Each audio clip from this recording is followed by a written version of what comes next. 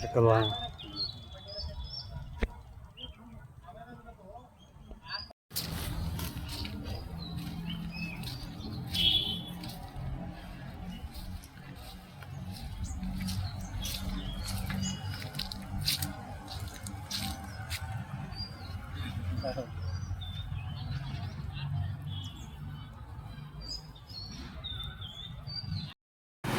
ಅದು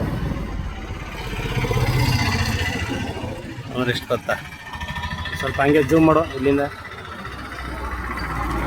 ಏನು ಜೂಮ್ ಮಾಡಿ ಹೇಳು? ಅಲ್ಲಿಗೆ ಜೂಮ್ ಮಾಡೋದು, ಸ್ಟ್ಯಾಚುಗೆ ಜೂಮ್ ಮಾಡೋದು. ಫಸ್ಟ್ ಇರೋ ಪೂರ್ತಿ ಮಾಡೋಕ್ಕಾದ್ನಿ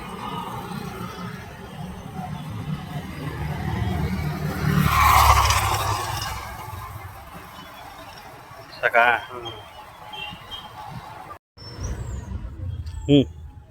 ಸ್ನೇಹಿತರೆ, ಇದು ನಮ್ಮ ಟಿ ನರಸೀಪುರ ತಾಲೂಕು, ಮೈಸೂರು ಜಿಲ್ಲೆ ಏನಿದೆ. ಇದು ನಮ್ಮ ಟಿ ನರಸೀಪುರ ತಾಲೂಕಿನ ತಾಲೂಕು ಆಫೀಸು. ಏನೋ ಒಂದು ಮಿನಿ ವಿಧಾನಸೌಧ ಅಂತಲೇ ಕರಿಬೋದು ಇದನ್ನು.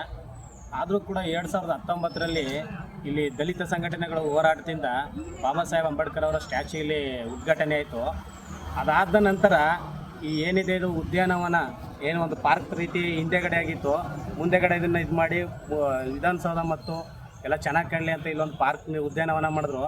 ಆದರೆ ಇವತ್ತು ನೋಡಿ ಇದು ಪಾರ್ಕ್ ಅವ್ಯವಸ್ಥೆ ನೋಡಿ ಹೇಗಿದೆ ಅಂತಂದರೆ ತುಂಬ ಹದಗೆಟ್ಟಿದೆ.